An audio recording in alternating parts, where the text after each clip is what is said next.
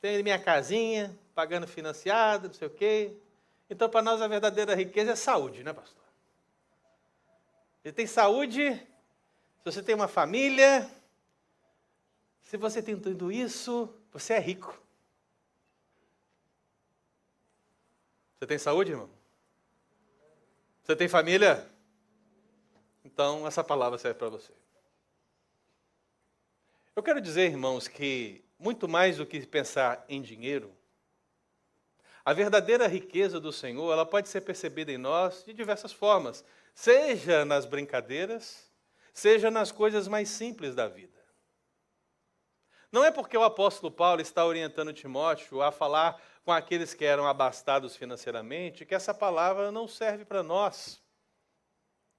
Porque temos muitas vezes em voga, nas nossas conversas, os nossos pensamentos também, que são os ricos o grande problema da história da humanidade. Na verdade, pegamos o texto e as palavras do próprio Jesus e colocamos na nossa boca. Quão dificilmente entrará no reino de Deus o rico. Não tem chance, não tem muita chance para ele. É mais fácil o camelo passar pelo fundo da agulha. Então é impossível, né? Então acaba que cai na nossa mente essa figura, essa ideia de que ricos realmente não entrarão no reino de Deus. Mas eu quero dizer para você nessa manhã que sim. Haverá ricos que entrarão no reino de Deus. Sejam eles ricos de dinheiro, sejam eles ricos de saúde, rico de família, rico de ser presbiteriano. Eles entrarão no reino de Deus.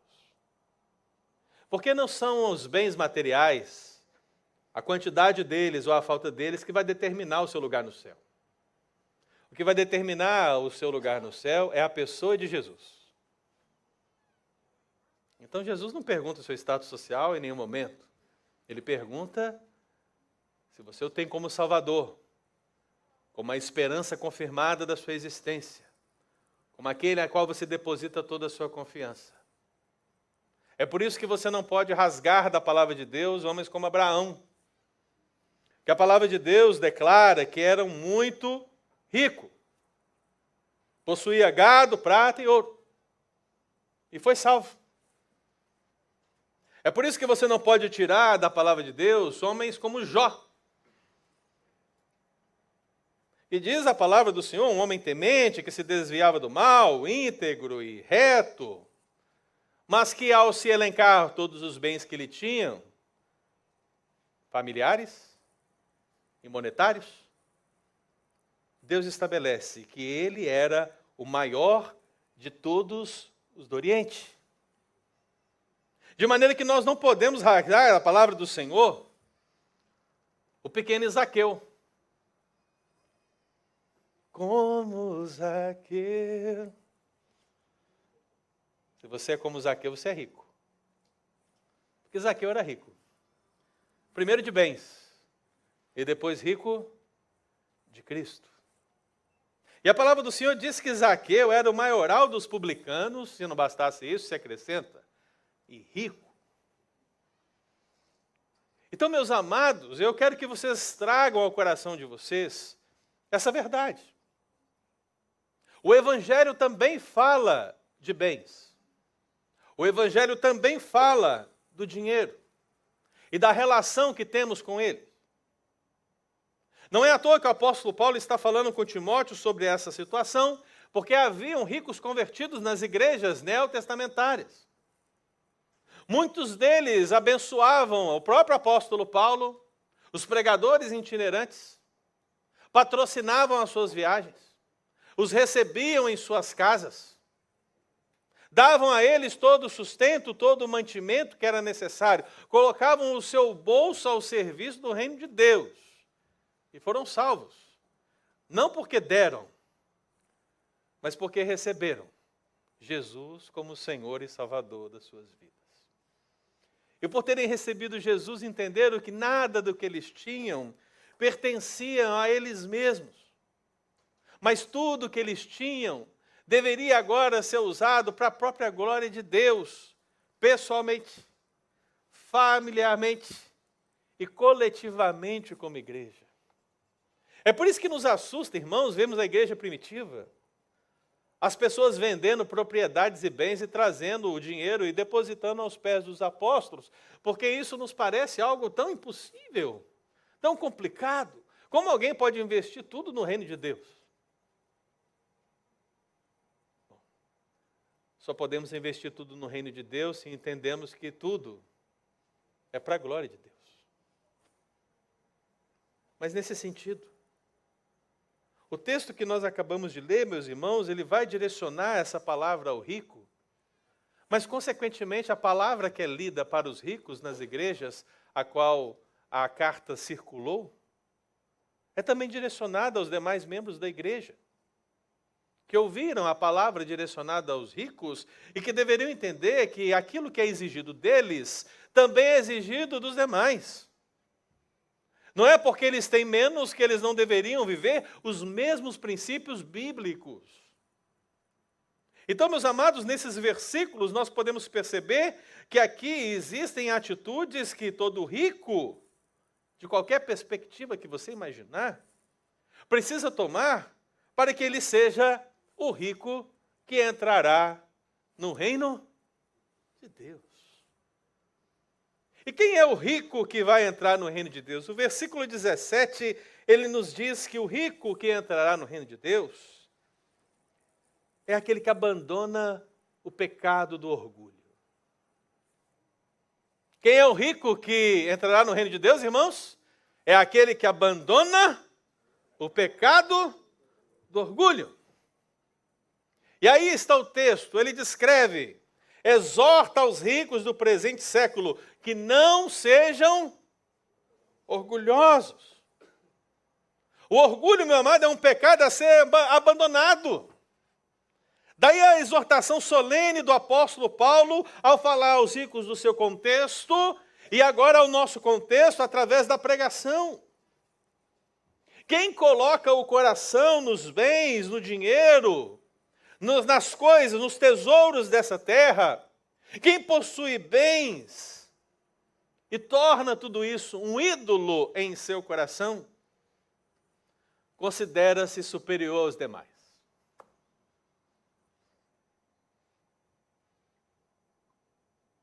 Lá no Brasil, você talvez ficasse facilmente orgulhoso tendo um Toyota Corolla.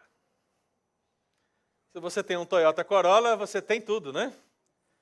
Porque da ralé, que tem Fiat, Volkswagen, Ford, quem tem Corolla tem mais. E quantas pessoas que eu conheci, meus irmãos, que mesmo não podendo comprar, adquiriam um Corolla. Por quê? Queriam se orgulhar. Queriam transparecer que eles tinham mais do que tinham, que eles eram mais do que eram de fato. Orgulho. Como disse o advogado do diabo, o pecado que eu mais gosto. Orgulho. Mas, meu amado irmão, não é essa a leitura que temos do Evangelho, da Palavra de Deus. O que se espera dos homens de Deus, sejam eles ricos em dinheiro ou ricos da graça de Deus, da abundante graça de Deus, é que todo orgulho se esvá. Toda arrogância caia por terra. Porque no reino de Deus, meu irmão, nós devemos considerar o nosso irmão superior a nós mesmos. Nunca devemos considerar nós, independentemente do que temos e somos, superior ao nosso irmão. Porque se alguém quiser ser o maior dentre vós, ele tem que ser o servo. Ele tem que servir. E não se engane, meu irmão, porque talvez você diga assim, o rico é orgulhoso, porque ele confia na sua riqueza, nos seus bens, na sua conta bancária. Ele é sim orgulhoso, mas você, irmão, nós, muitas vezes pobres, o oposto do rico, somos tanto quanto ou mais orgulhosos do que os ricos, não tendo nada. Pastor, como isso é possível? Essa é uma lição que eu aprendi na época de seminário. Porque nós não tínhamos nada, o dinheiro era curto, vivíamos pela fé, pela graça, pela oferta de irmãos e irmãs. Eu lembro que meu primeiro terno foi doado pelo tio da Keila. Na época foram $50. Eu comprei meu terno lá no Brasil. Eu acho que lá estava 5 por 1 na época. Comprei um terno bom. Né? Veja como vocês são ricos por estar na América, né? Comprei um terno, 50. Então o negócio era difícil, irmão. Com esse terno eu fui avançando até o final do seminário. Né? Mas onde é que está o orgulho, pastor? O orgulho está em quando você, não tendo, você não tem dinheiro, você não tem condição, você não consegue. E aí você chega diante de Deus, começa a orar, começa a pedir, Deus, abre uma porta, Deus, eu preciso de um terno para pregar, eu preciso de uma passagem para ir em tal lugar, eu preciso comprar um livro para estudar. Você começa a fazer essas orações diante de Deus, então Deus levanta um irmão, Deus levanta uma irmã, Deus levanta uma igreja que oferta para você, e você diz, não, obrigado, eu não preciso. Arrogante, orgulhoso.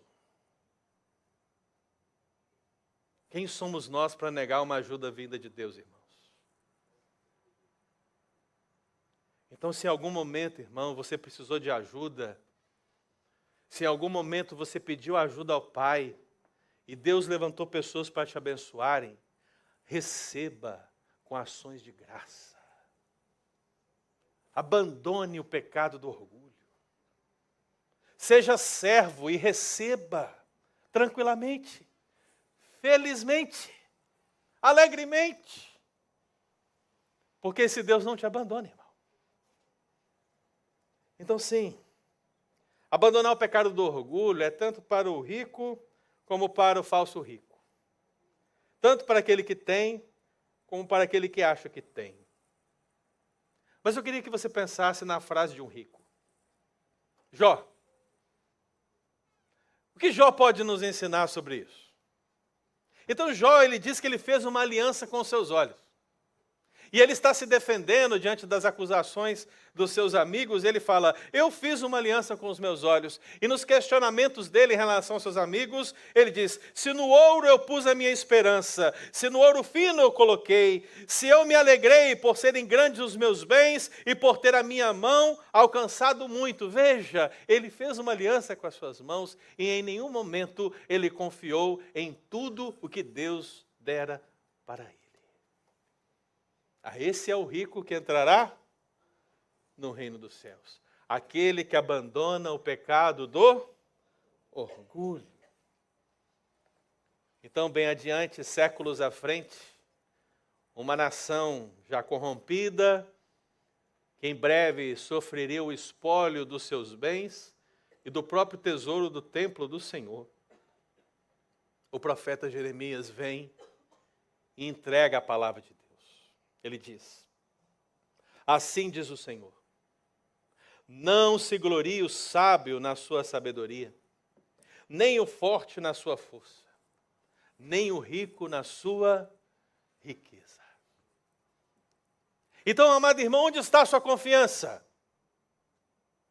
Você sendo rico ou não, meu amado, isso não importa na presença de Deus. O que verdadeiramente importa é que, se você tendo ou não bens, tendo ou não saúde, tendo ou não família, que você abandone o pecado do orgulho e se coloque humilde na presença dEle. Esse é o rico que entrará no reino de Deus. Mas o versículo 17 continua, ele diz assim, nem depositem a sua esperança na instabilidade da riqueza, mas em Deus, que tudo nos proporciona ricamente para nosso aprazimento. Então veja, irmãos, quem é o rico que entrará no reino de Deus? Primeiro, é aquele que abandona o pecado do orgulho. Segundo, é aquele que deposita a sua esperança em Deus. Repita, irmão. É aquele que deposita a sua esperança em Deus. Não é à toa que a palavra deposita está aí, né? Ela foi estrategicamente colocada aí, porque nós somos aqueles que acreditamos nos nossos depósitos. Sabe?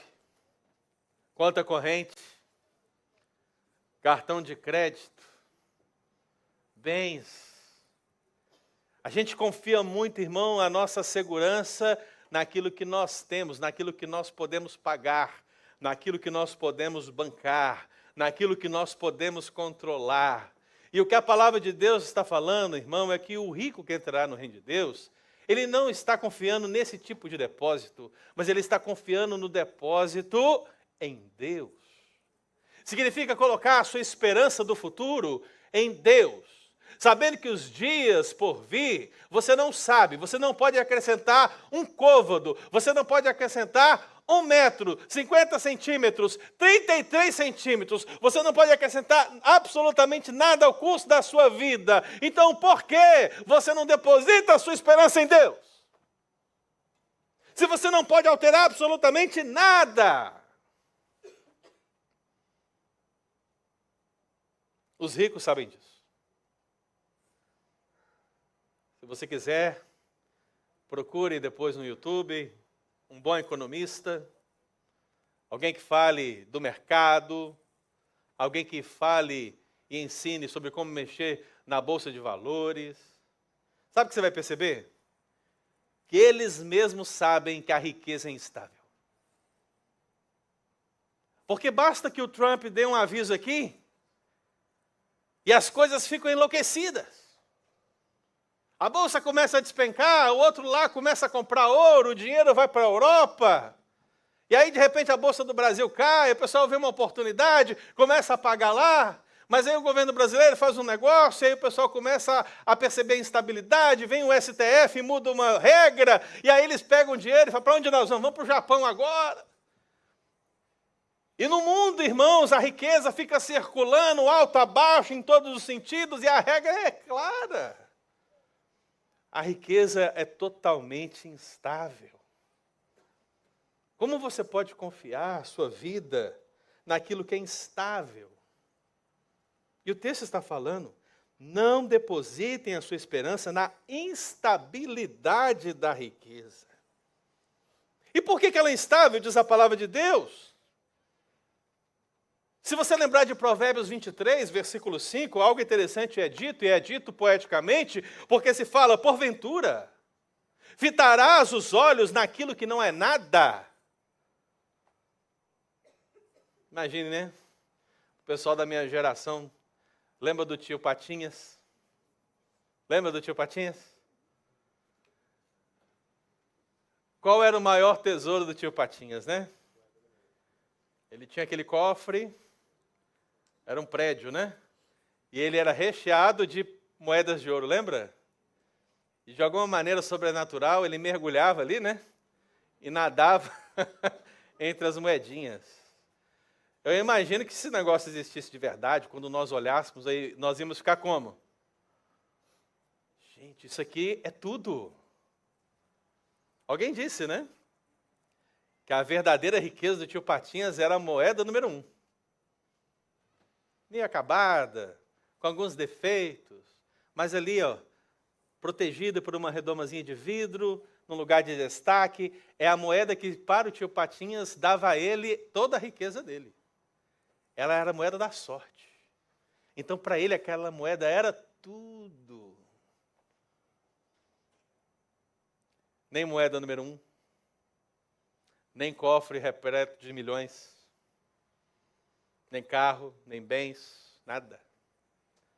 Tudo isso, irmão, é nada. É vento, perece, acaba, some, diminui. Nada disso, irmão, estará para a eternidade. Então, o autor de Provérbios, ele, poeticamente, ele vai perguntar para nós, por que vocês estão fitando os olhos naquilo que não é nada? Ele diz, pois certamente A riqueza fará para si asas, e como a águia que voa pelos céus. Então, de repente, agora você está olhando a moeda número 1, de repente, agora você está olhando as moedas de ouro, e de repente, meu irmão, ela toma asas e se esvai.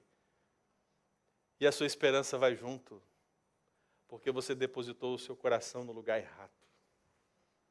E o rico que entrará no reino de Deus não é assim. O rico que entrará no reino de Deus é aquele que deposita a sua esperança em Deus. Ele é a base de tudo, é Ele que concede tudo, e é por isso que é nele que temos que entender tudo, todas as coisas. Então, amado, Paulo continua aí no versículo 18, ele diz: ricos, pratiquem o bem, sejam ricos de boas obras, generosos em dar e prontos a repartir. Ele está falando basicamente a mesma coisa. Se eu fosse considerar um paralelismo, eu diria: pratiquem bem quando vocês são generosos em dar. Sejam ricos em boas obras quando vocês estão prontos a repartir. Poderia fazer de uma perspectiva escalonada, onde fazer o bem significa fazer boas obras quando você é generoso em dar e está pronto a repartir. Em essência, meu querido, o que o apóstolo Paulo está dizendo é que o rico que entrará no reino de Deus é aquele que reparte os seus bens com generosidade. Quem é o rico que entrará no reino de Deus, gente? É aquele que reparte os seus bens com generosidade. E aí eu não sei o que é mais difícil. O que vocês acham? Põe na tela. Opção A, repartir os bens. Opção B, com generosidade. Qual é o mais difícil? Não é fácil, irmãos. É absolutamente difícil para nós. Porque por mais que o discurso bíblico seja esse, que o nosso coração precisa estar em Deus, que devemos pensar nas coisas lá do céu, onde Cristo habita, que devemos buscar o reino de Deus e todas as demais coisas nos serão acrescentadas. Por mais que nós repitamos essa mensagem sempre, até mesmo ganhamos nela, no dia a dia, meu irmão, repartir os bens com generosidade é difícil. É complicado. E a grande verdade é que certa vez chegaram perto de Jesus e queriam que Jesus resolvesse uma questão civil. Tratava-se de uma disputa de herança. Você já participou de uma disputa de herança, irmão? Eu participei de uma disputa de herança aos 19, 18 anos de vida, quando eu era evangelista em Mutum, lá na roça, lá no Santa Elisa. Conhece o Santa Elisa? Conhece, irmão? Foi lá. Foi lá. Nesse lugar que você nem imagina onde é, onde só tinha terra e pasto, uma família me chamou para moderar uma reunião de repartição de bens. Meu Deus, tenha misericórdia da minha vida.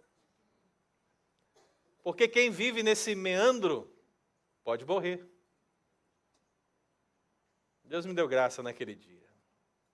Mas é algo terrível, porque os pais morrem, e aí os filhos que tinham uma boa convivência agora, por causa da perspectiva da riqueza fácil que está ali diante deles, logo mudam e apresentam o seu verdadeiro coração.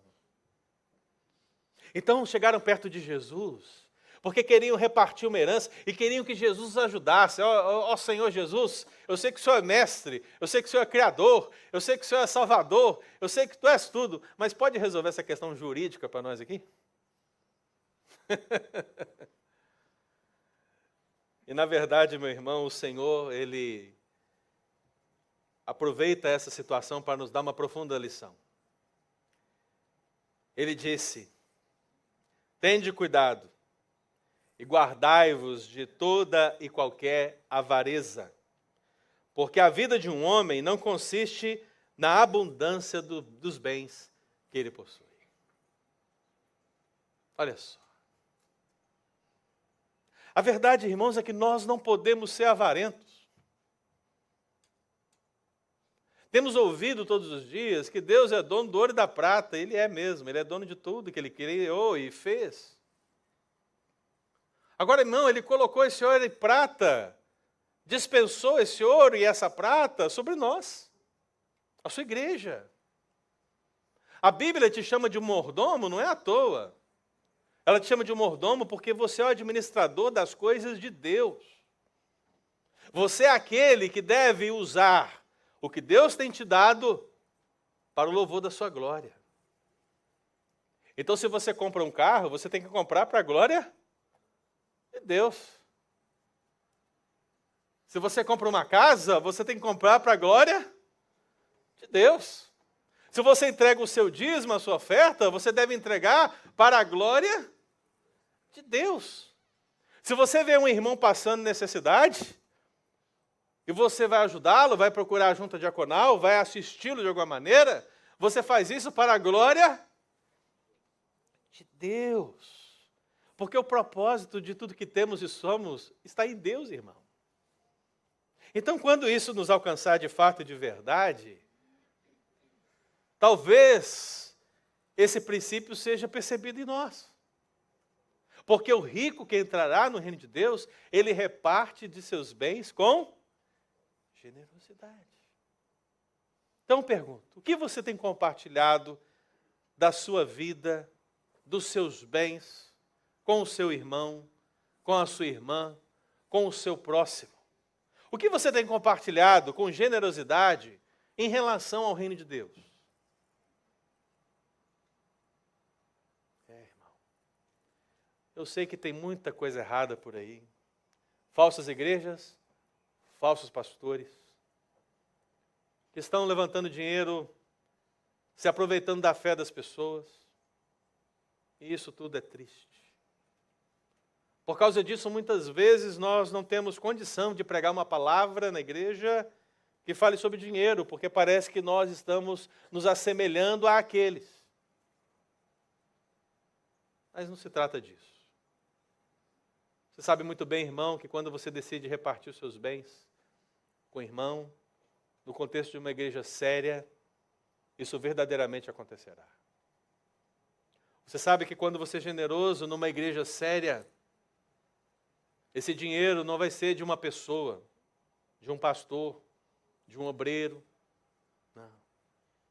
Isso tudo vai ser repartido entre as várias áreas da igreja, supervisionado por vários irmãos da igreja, examinadas as contas por vários outros irmãos da igreja, porque tudo que vem, irmão, e vai na igreja é de Deus. Maldito o homem que se aproveita das coisas de Deus para o seu benefício próprio. Maldito seja esse homem, irmãos, porque está colhendo juízo para si. Então pergunte-se, quanto você tem se dedicado com generosidade à repartição dos seus bens? Lembra do texto de Coríntios? Cada um contribua segundo tiver proposto no seu coração. Não com tristeza ou por necessidade, porque Deus ama quem dá com alegria. Deus pode fazer-vos abundar em toda graça, a fim de que, tendo sempre em tudo ampla suficiência, superabundez em toda boa obra. E diz mais, enriquecendo-vos em tudo. Para quê? Para que Deus nos enriquecerá? Para quê? Para quê, irmão? O texto está dizendo, para toda generosidade. Ou seja, Deus está dizendo, irmão, eu dou a vocês para que vocês deem a outros. Isso é repartir os bens com generosidade, irmão. Esse é o evangelho tão distante de nós, não é verdade? Esse é o rico que entrará no reino de Deus. Mas por último, irmãos, a palavra do Senhor, ela diz que o rico que entrará no reino de Deus é aquele que abandona o pecado do orgulho, é aquele que deposita a sua esperança em Deus, é aquele que reparte os seus bens com generosidade. E o texto termina no versículo 19, quando a exortação paulina diz que acumulem para si mesmos tesouros sólido fundamento para o futuro, a fim de se apoderarem da verdadeira vida. Agora o apóstolo Paulo está dizendo: tirem os olhos daquilo que está diante de vocês, na horizontal. E agora coloquem os seus olhos naquilo que está além de vocês, acima de vocês, no céu, onde Deus habita, na vertical. A partir desse versículo 19, irmãos, nós percebemos que o rico que entrará no reino de Deus é aquele que vive aguardando o seu tesouro celestial. Irmão, não há nada melhor do que viver a vida que Deus nos deu nessa terra. Viver a porção que Deus nos deu nesta herança, aguardando um tesouro. Mas não o tesouro da Powerball. Não. É o tesouro do Todo-Poderoso. Esse é o tesouro que nós devemos aguardar. Esse é o tesouro que nós devemos esperar. É por ele que labutamos, trabalhamos, nos dedicamos. Jonathan, Ágata, Pietro, vamos trabalhar. Qual é o nosso lucro? O nosso lucro está no céu, irmão. Celestial. Quantas vidas serão alcançadas por Jonathan, Ágata e Pietro? Quantas vidas serão alcançadas por cada um de nós? Meu amado, vamos enriquecendo a cada vez mais na presença do Senhor, à medida que vamos aguardando esse tesouro celestial se manifestando cada vez mais. Então, os tesouros sólidos para o futuro não são dessa terra. Porque nessa terra, os tesouros, eles corroem, eles enferrujam, eles estragam, eles acabam. Mas como é o tesouro celestial? A palavra do Senhor usa a palavra herança para falar desse tesouro celestial. E quando eu me lembro do apóstolo Pedro saudando aqueles que estavam dispersos, anunciando o evangelho, ele diz assim: olha, nós fomos salvos para uma viva e rica esperança, para uma herança, olha só, irmão, para uma herança incorruptível, sem mácula, imarcessível. Ela não estraga, ela não perece, ela não tem pecado ou corrupção. E onde ela está? Eu quero pegar essa herança. Onde ela está? Eu quero me apropriar dela. Onde ela está? Disse o apóstolo Pedro. Está reservada nos céus para vós outros. Então, sim, irmãos, a nossa esperança precisa estar nesse tesouro celestial. Até lá, cabe a nós verdadeiramente usarmos de todos os recursos que Deus nos dá para cumprirmos o papel que Ele nos deu aqui. Talvez, meu irmão, mantenha isso aí, por favor. Tá, Dani? Deixa essa tela aí, por favor. Talvez você tenha se perguntado: pastor, mas por que hoje, especialmente, deixamos o dízimo para o final? Porque, meu amado irmão, eu queria que você entendesse a importância do dízimo e da oferta no contexto da igreja. Nós jamais venderemos bênçãos aqui. Jamais faremos isso. Mas é fato, irmão, que no reino de Deus, Deus trabalha com a sua igreja. Deus trabalha com o seu povo. Deus trabalha com o seu bolso. Deus trabalha com a sua conta bancária. Deus trabalha com os seus bens. Quando você busca alguém em casa e traz a igreja com o seu carro, você está usando os seus bens, você está repartindo os seus bens para abençoar a vida de alguém. Quando você entrega o seu dízimo e a sua oferta no gasofilácio, uma parte desse dinheiro vai para a junta diaconal. E a junta diaconal, ela recebe pedidos de ajuda o tempo todo. Na pandemia, meu irmão, quantos irmãos precisaram de ajuda e os dízimos e ofertas dessa igreja foram investidos, pagando aluguel, pagando contas, abençoando a vida de irmãos, porque é assim numa igreja séria. Quando você paga, quando você entrega o seu dízimo, a sua oferta, esse lugar que precisa de dinheiro para ser alugado, ele é pago. Ele é sustentado. Se não bastasse o seu dízimo, irmão, quanto nós temos ofertado na presença do Senhor, não é verdade? Eu tenho visto de bom grado, meu irmão, as irmãs ofertando para a SAF, os homens ofertando para os trabalhos dos homens, assim também os nossos jovens e adolescentes. E isso agora, de maneira nova, tem acontecido maravilhosamente. É de bom grado. Talvez você não perceba que ali, quando tem uma alimentação, tudo aquilo é doado. Em breve nós vamos ter aqui um almoço que visa abençoar o pagamento do cheque do novo tempo que nós vamos entrar. Talvez, se for tudo bem, se for tudo maravilhosamente, nós levantemos 10 mil, amém? Mas sabe por que nós levantamos 10 mil? Porque o povo que trabalhou nesse almoço doou tudo. Doou arroz, doou feijão, doou a carne, doou o frango, doou o refrigerante. Porque o lucro vem, meu irmão, quando nós repartimos os nossos bens com generosidade. A igreja só consegue avançar, meu irmão, quando nós definitivamente entendemos o teor dessa mensagem. E está diante de nós, irmãos, um grande desafio. O nosso novo templo está ali do outro lado da rua. Nós permaneceremos lá por alguns anos. Assim como entramos aqui e ficamos por alguns anos aqui. Entramos menores aqui. Estamos saindo uma igreja maior para a glória de Deus, amém, irmão? Vocês não estão cabendo mais aqui, irmãos. O conselho precisa encontrar um outro lugar. Nós encontramos um outro lugar, mas o desafio é grande. A igreja nossa é nova. Nós não temos saldo na conta. Sabe por que não temos saldo na conta, irmãos?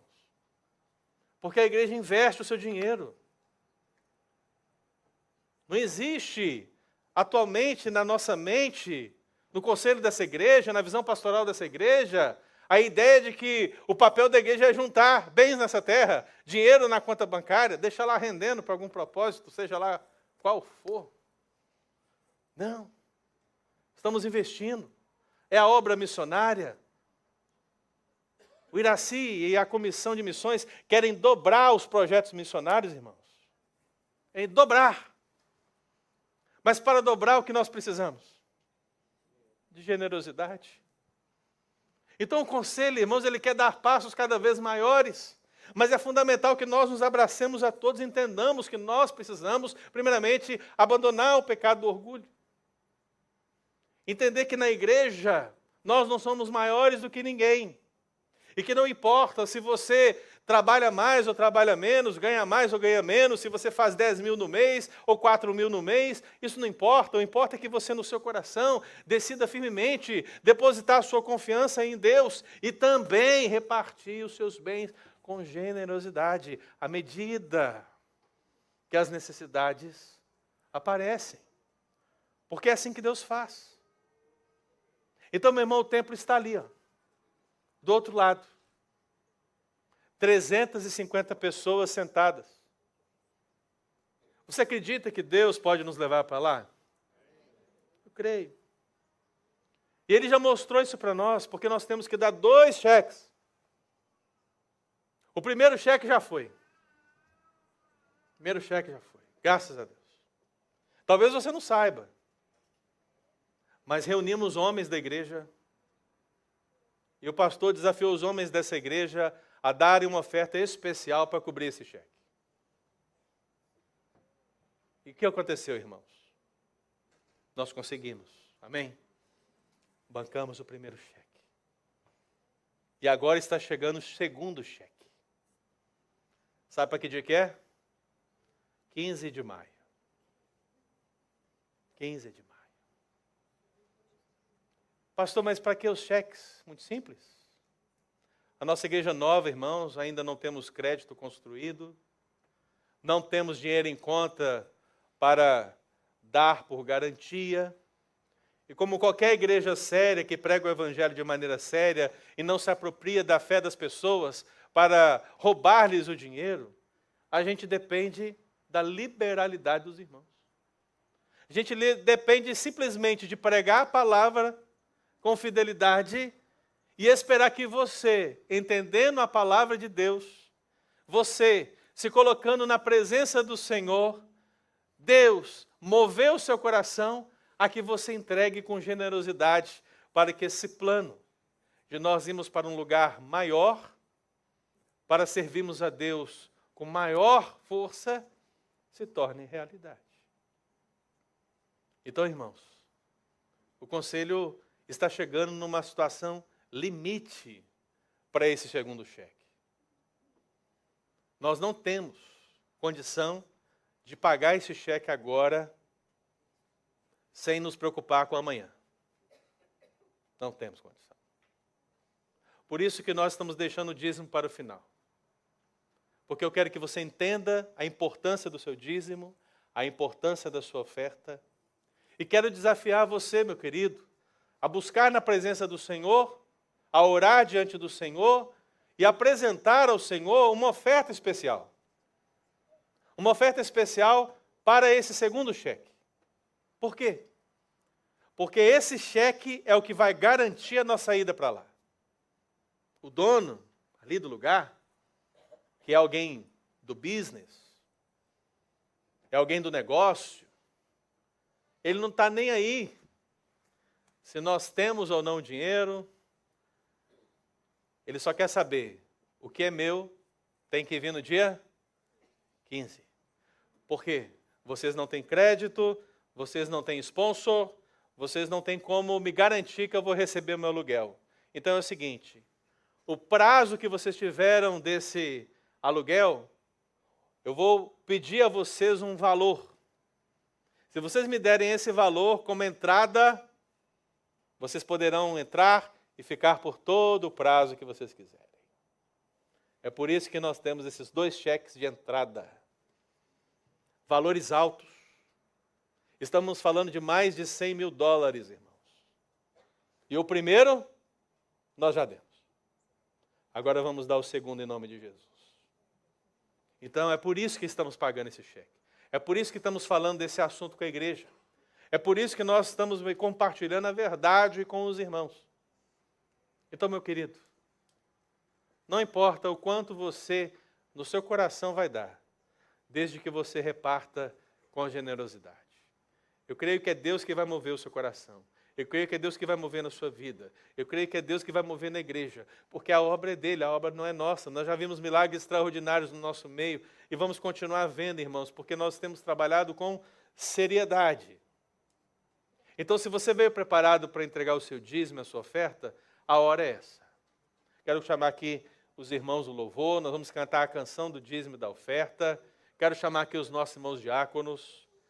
Se Deus tocou no seu coração, irmão, para dar uma oferta especial, os diáconos estão ali ao fundo, peça a eles um envelope, eles vão te dar esse envelope para que você possa depositar. Aqui, nessa urna, essa urna, irmão, que está aqui, e que muitas vezes ela tem servido de piada para nós, não é verdade? Por quê? Porque poucas ofertas são colocadas aqui.